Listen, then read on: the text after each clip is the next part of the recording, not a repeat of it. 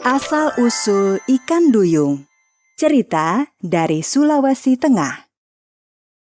Ikan duyung adalah jenis ikan yang sangat populer bagi manusia. Namun begitu, keberadaan ikan duyung ini belum bisa dibuktikan secara fakta. Ikan duyung selama ribuan tahun menjadi cerita bagi mereka yang suka melaut maupun bagi yang tidak pernah ke laut sekalipun. Ikan duyung menghasilkan banyak cerita rakyat dari berbagai negara. Di Indonesia, asal ikan duyung menjadi salah satu cerita rakyat yang berkembang di Provinsi Sulawesi Tengah. Kisah asal-usul ikan duyung masih diceritakan secara turun-temurun hingga sekarang. Di suatu waktu nan lampau, hiduplah sebuah keluarga yang sangat miskin di dekat sebuah pantai. Keluarga itu terdiri dari ayah, ibu, dan 2 anaknya yang masih kecil. Hampir setiap hari, satu keluarga hanya memakan umbi-umbian karena hanya itu yang mereka punyai. Sang ayah setiap hari bekerja di ladang kecil tidak jauh dari rumah. Suatu hari, ketika laut ombaknya agak tenang, sang ayah berhasil mendapatkan ikan-ikan yang besar. Sekeluarga itu menikmati ikan laut yang besar-besar itu. Si sulung dan bungsu makan dengan sangat lahap. Mereka berdua sangat senang bisa makan ikan setelah setiap hari hanya makan umbi-umbian. Beberapa hari kemudian, persediaan ikan pun sudah menipis. Bu, hari ini aku akan ke ladang untuk mengambil umbi-umbian. Sekalian nanti juga aku akan ke laut untuk mencari ikan. Jangan lupa ya, sisakan seekor ikan untuk makan siangku nanti. Sepeninggal ayahnya, si bungsu ternyata merengek minta makan ikan. Bu, aku lapar sekali. Aku ingin makan ikan itu. Makanlah, tapi sisakan seekor untuk ayahmu ya. Ketika bungsu sedang makan ikan itu, Bu, aku juga ingin makan ikan. baiklah, tapi sisakan seekor untuk makan siang ayahmu. Ketika anak-anaknya sedang makan, sang ibu pun pergi mencuci di belakang rumah. Sepertinya si sulung dan bungsu memang sangat menyukai ikan. Mereka lupa pesan ibunya untuk menyisakan seekor ikan. Selesai mencuci, sang ibu pun kembali masuk ke dalam rumah. Namun alangkah terkejutnya dia. "Nak, kenapa ikannya kalian habiskan? Bukankah ibu berpesan agar menyisakan seekor untuk ayah kalian?" Maaf, Ibu. Soalnya ikannya enak sekali. Ya sudahlah, biar nanti ibu yang menjelaskan ke ayah kalian. Ketika hari sudah menjelang siang, sang ayah pun pulang ke rumah. Bu, ternyata ladang kita diserang hama tikus.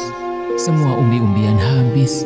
Sedangkan di laut ombak besar sekali, sehingga aku tidak mendapatkan seekor ikan pun. Hei, kenapa kamu diam saja? Seperti orang bingung. Sekarang ambilkan ikan untuk makan siangku. Aku lapar sekali.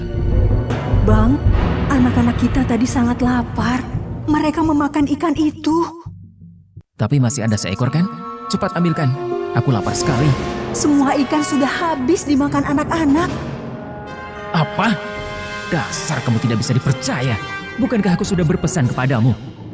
Iya bang, tapi anak-anak kita tadi sangat lapar. Jangan banyak alasan. Pasti kamu juga ikut makan kan? Sehingga habis tak tersisa. Malam harinya, ibu dan 2 anaknya itu hanya makan ubi-ubian.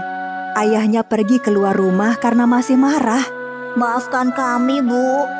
Karena kami, Ibu dimarahi ayah.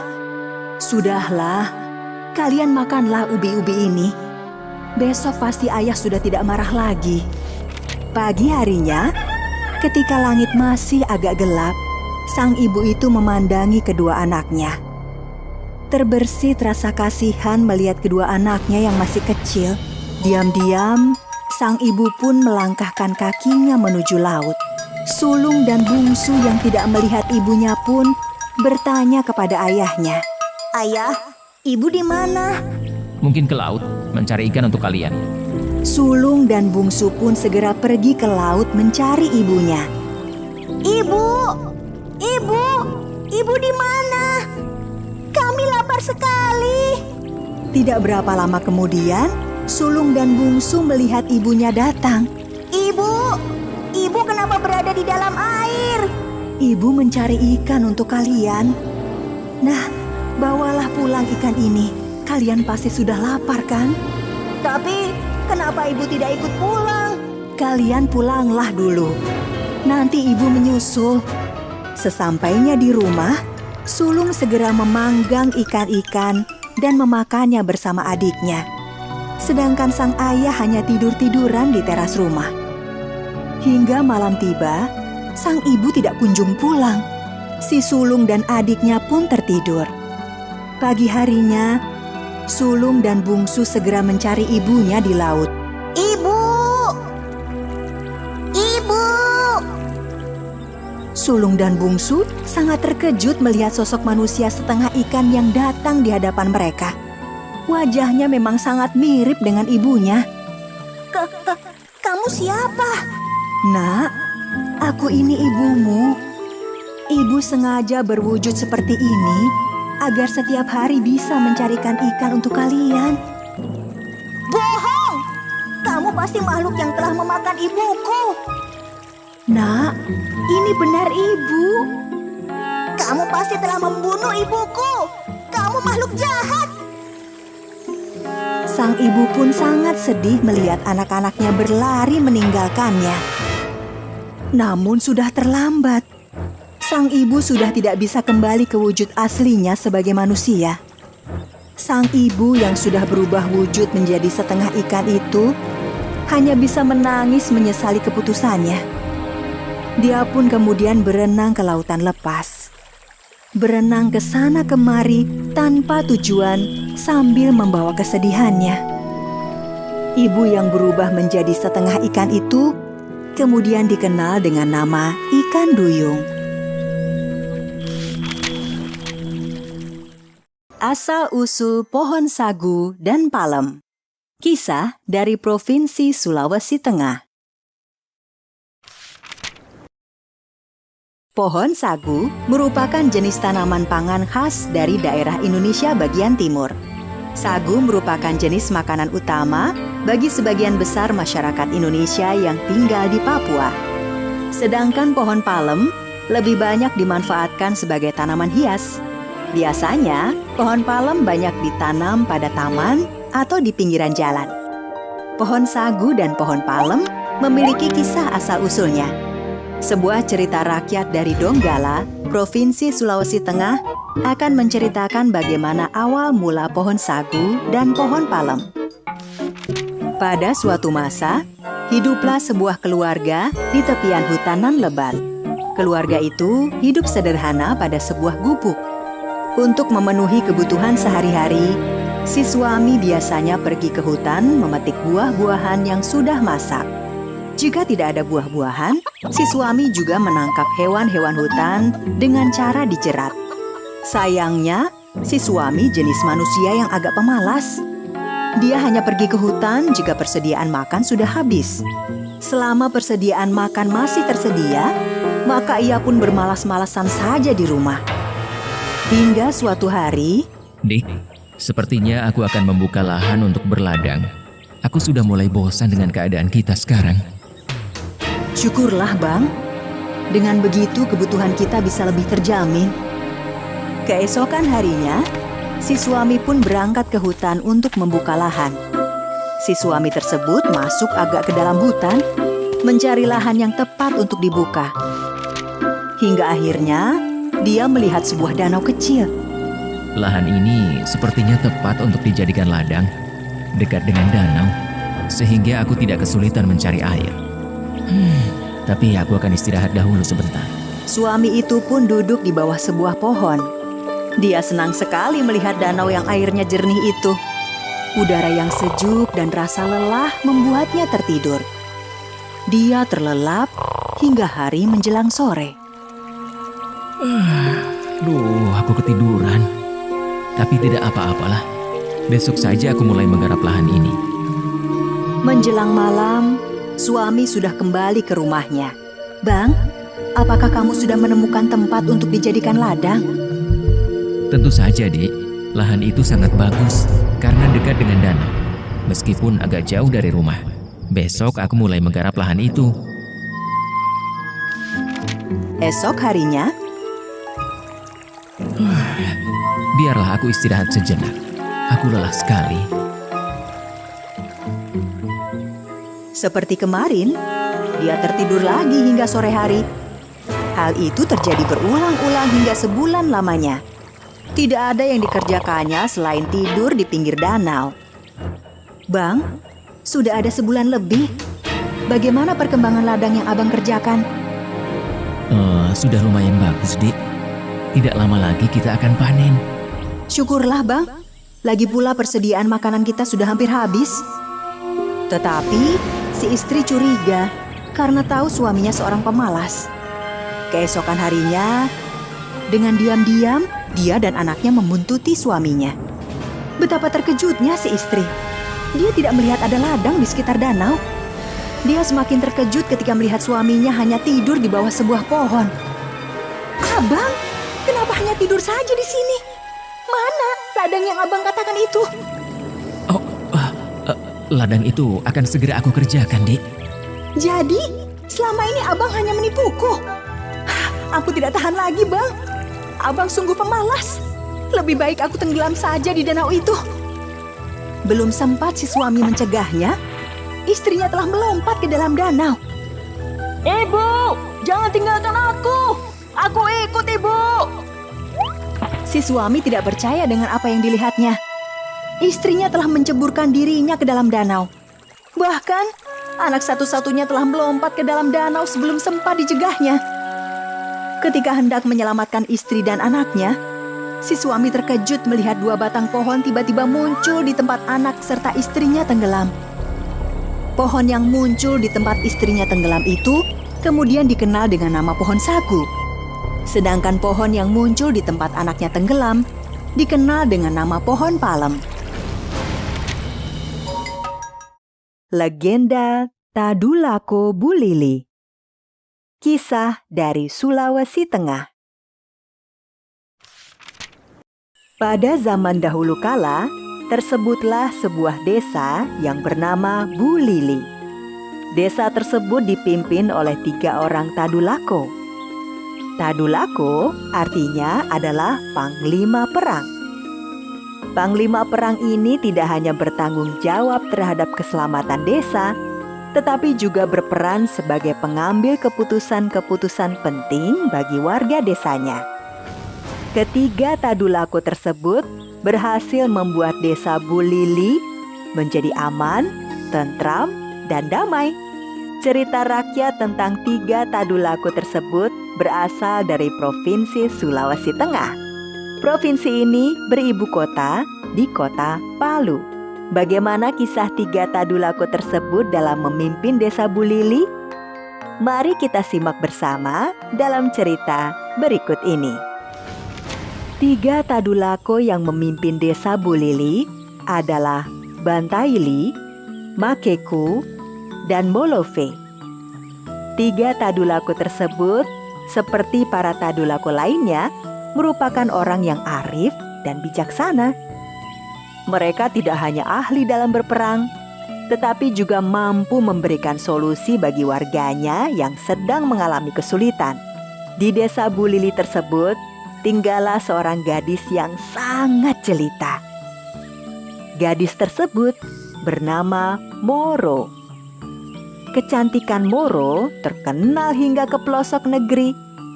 Kecantikan Moro terdengar hingga ke istana Raja Sigi. Raja Sigi segera mengirim utusannya menemui ayah Moro untuk melamar. Maafkan kami tuan-tuan, kami belum bisa memutuskan mengenai masalah lamaran ini. Mohon tuan-tuan menunggu kami berunding dahulu dengan para Tadulako. Baiklah, kami menghargai adat yang berlaku di desa ini. Kami bersedia menunggu keputusan dari para Tadulako. Meskipun putrinya dilamar oleh raja, ayah Moro tidak serta-merta menerima lamaran tersebut. Ayah Moro segera menemui para Tadulako membicarakan perihal lamaran Raja Sigi tersebut. Para Tadulako ternyata menyetujui lamaran Raja Sigi terhadap Moro. Rombongan Raja Sigi segera datang ke desa Bulili untuk melangsungkan pernikahan dengan Moro. Pesta pernikahan digelar secara besar-besaran. Setelah menikah, Raja Sigi memutuskan untuk tinggal di desa Bulili. Tidak terasa waktu berjalan hingga Moro hamil 7 bulan. Adinda, maafkan Kanda. Ada urusan kerajaan yang sangat mendesak. Kakanda harus segera kembali ke istana untuk menyelesaikannya. Kakanda berjanji akan kembali secepatnya sebelum anak kita lahir. Baiklah Kakanda, Adinda akan menunggu kedatangan Kakanda. 2 bulan berlalu, tetapi Raja Sigi tidak kunjung kembali ke Bulili. Usia kandungan Moro semakin besar dan akhirnya lahirlah seorang bayi laki-laki. Melihat Raja Sigi yang tidak kunjung kembali dari istana, ayah Moro pun segera menemui para Tadulako. Para Tadulako memutuskan menemui Raja Sigi. Tadulako Bantaili dan Tadulako Makeku yang mendapatkan tugas tersebut. Tadulako Bantaili dan Makeku segera berangkat ke istana Raja Sigi. Namun, bukannya sambutan ramah yang mereka terima. Hei, kalian berdua, ada apa datang ke sini? Maaf Yang Mulia Raja Sigi. Apa tidak sebaiknya kita berbicara di dalam istana? Tidak perlu. Katakan saja, apa maksud kalian datang ke sini? Maaf Baginda, kedatangan kami ke sini adalah untuk menyampaikan kabar gembira bahwa Permaisuri telah melahirkan bayi laki-laki. Karena itu, kami bermaksud meminta 1 lumbung padi untuk putra Baginda yang baru saja lahir. Mendengar berita baik tersebut, Raja Sigi bukannya gembira, tetapi justru sangat marah. Kalian jangan menipuku. Pasti penduduk Bulili sedang kelaparan sekarang, sehingga kalian meminta lumbung padiku. Baginda, yang kami sampaikan ini adalah benar adanya. Lumbung padi itu adalah untuk putra Baginda sendiri, bukan untuk penduduk kampung Bantai. Raja Sigi sepertinya sedang memikirkan sesuatu. Baiklah, jika kalian menginginkan lumbung padi, ambillah di belakang sana. Itu pun jika kalian mampu membawanya. Tadulako Bantaili dan Makeku sangat marah karena telah diremehkan oleh Raja Sigi. Tanpa bicara, mereka langsung pergi ke belakang istana dan mengangkat lumbung padi yang sangat besar. Tadulako Bantaili dan Makeku membawa lumbung padi tersebut melewati depan Raja Sigi tanpa berbicara sedikit pun. Raja Sigi sangat terkejut dan tidak percaya kedua Tadulako tersebut mampu mengangkat lumbung padi yang sangat besar. Menyadari lumbung padinya dibawa lari, Raja Sigi segera memerintahkan para prajuritnya mengejar kedua Tadulako tersebut. Para prajurit istana segera mengejar kedua Tadulako tersebut. Tadulako Bantaili dan Makeku berlari kencang sambil membawa lumbung padi. Para prajurit istana mengejar di belakangnya. Meskipun membawa lumbung padi yang sangat besar, tapi pergerakan kedua Tadulako tersebut sangat gesit. Para prajurit kesulitan mengejarnya. Para prajurit istana kemudian melepaskan anak panah ke arah kedua Tadulako tersebut. Anehnya, meskipun ratusan anak panah menyerbu, tapi tak ada satupun yang bisa mengenai kedua Tadulako tersebut. Hingga akhirnya, sebuah sungai besar berada di depan Tadulako Bantaili dan kedua Tadulako tersebut bukannya berhenti, tetapi malah melompati sungai besar itu sambil membawa lumbung padi. Para prajurit terheran-heran melihat kedua Tadulako itu mampu melompati sungai yang besar sambil membawa lumbung padi yang besar. Para prajurit berusaha menyeberangi sungai tersebut. Tiba-tiba, puluhan ekor buaya yang sangat besar muncul.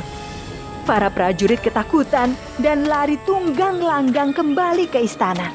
Tadulako Bantaili dan Makeku berhasil membawa lumbung padi itu ke Bulili dan meletakkannya di samping rumah Moro.